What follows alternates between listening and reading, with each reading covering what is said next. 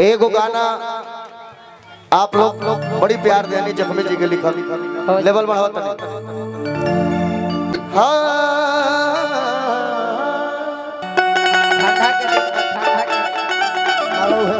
हो जाए किसन से जिहिला जनही जातिवादी होई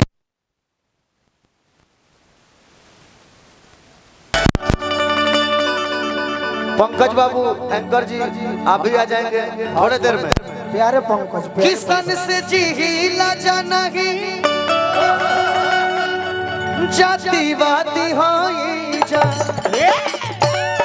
क्या बात कि दुनिया जाने लाए बबुआ का जाने ला कि दुनिया जाने लाए बबुआ का हो लालूवादी होई जा। और एगो गाना जो तनी सी लगाओ ना है बबुआ सी सरकार दो करेगा सी लगाओ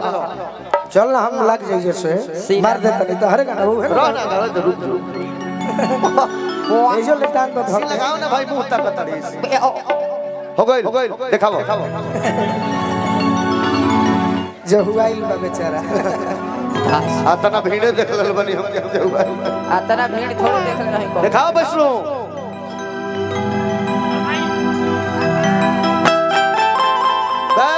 पूर्वी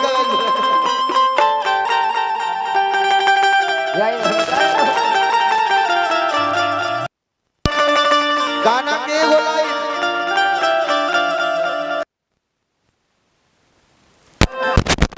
पूछी हो बाप दादा से बतिया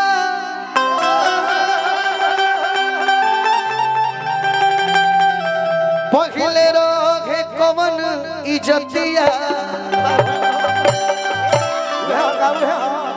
हर की मोछिया यो ठीक करेला ये बना बा फुटनिया होए बबुआ चली बाबा लालू जी के दे मोछिया यो ठीक करेला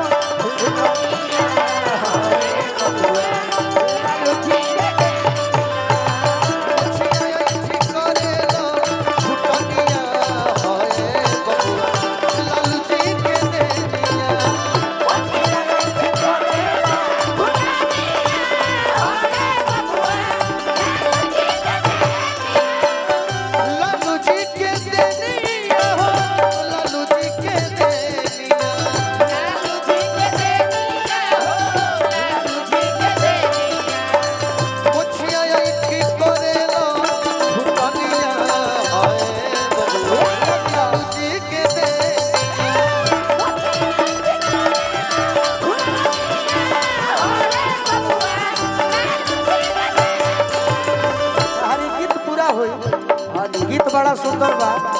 बाकी हमारे वो गीत सब भाई लोग सुनले रहे रोशन जी टूटी हो जानी रुकी हो जानी झुकी हो जो सही भैया टूटी हो जानी रुकी हो जानी झुकी हो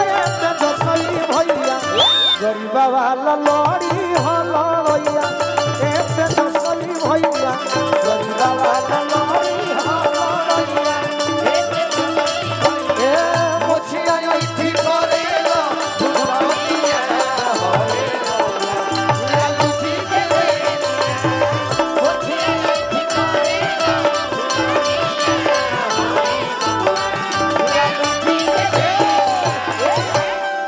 ए गाना का अंतिम लाइन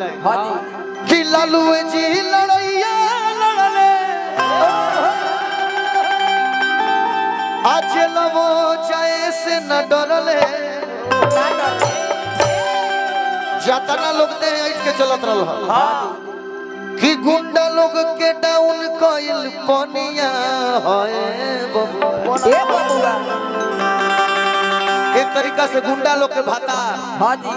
श्री लालू प्रसाद यादव ना कहूँ के चलल ना कबो चली। मैं चाहता हूँ मेरे बड़े भाई छोटू छलिया जी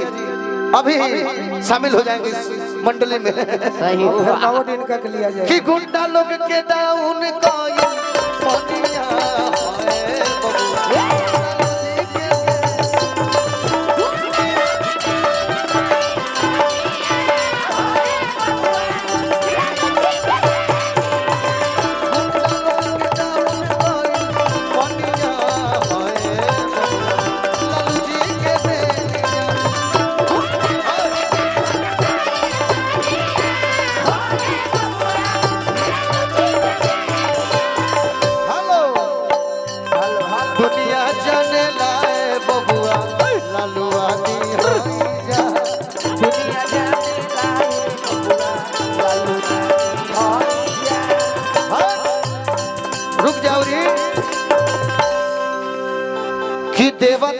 के जैसन अपन हेलो हेलो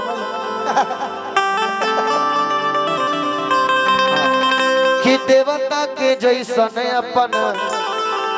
अरे पूजिला जा लालू जी के भैया